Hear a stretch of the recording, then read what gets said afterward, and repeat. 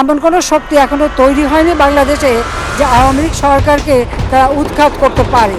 বিএনপিকে রুখে দাঁড়াবে এমন কোনো শক্তি বাংলাদেশে চলতে পারে। আইরিশ টিভিতে স্বাগতম।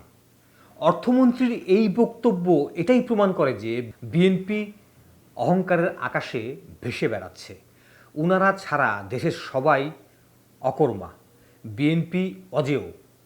দেশ দখল, ব্যবসা দখল, চাঁদাবাজি, লুটতরাজ, খুন, রাহাজানি, গণভোট অস্বীকার, এত সব অরাজকতার পরেও বিএনপি মনে করে দেশের মানুষ তাকে মাথায় তুলে নিয়ে নাচবে। ব্যাপারটা কি আসলেই সেরকম?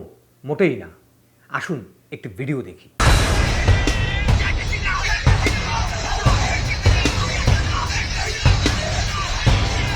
কি বুঝলেন?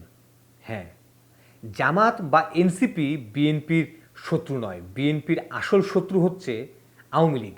এটা মনে হয় বিএনপি ভুলে গেছে। আর ভুলে গিয়ে না থাকলেও গুরুত্ব দিচ্ছে না। আর গুরুত্ব দিলেও ভুল জায়গায় গুরুত্ব দিচ্ছে। আপনি যত বড়ই হন না কেন, একা আপনি কিছুই নন। 2024-এর হাসিনা ভারতে চলে যাওয়ার পরে বিএনপি ছাত্র জনতা এবং আর্মিকে অন্তর্বর্তীকালীন সরকার বানানোর জন্য চাপ দিল। ওনারা বিদ্রোহী সরকার বানাননি, কারণ বিএনপি মনে করেছিল নির্বাচন করে এককভাবে দেশ দখল করে নেবে, এবং হলোও তাই। কিন্তু অহংকার বিএনপিকে দেশের মানুষের কাছ থেকে দূরে সরে নিয়ে গেল। আজকে বিএনপি একা। বিএনপির এই অরাজকতা যদি বিরোধী দল থামাতে না পারে এবং আওয়ামী লীগের সঙ্গে চক্রান্ত করে, তাহলে কি বিএনপির অস্তিত্ব থাকবে?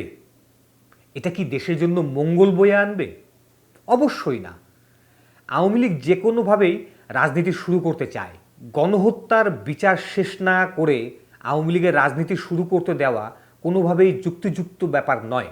কিন্তু বিএনপি যদি দেশকে রাজার রাজত্ব মনে করে, আমার মনে হয় বিরোধী দলের এটাই হবে গিয়ে শেষ পথ। আমি সর্বশেষে দুটি কথা বলতে চাই। এক, দশে মিলে করি কাজ, হারে জিতি নাহি লাজ। অহংকার পতনের মূল। ধন্যবাদ।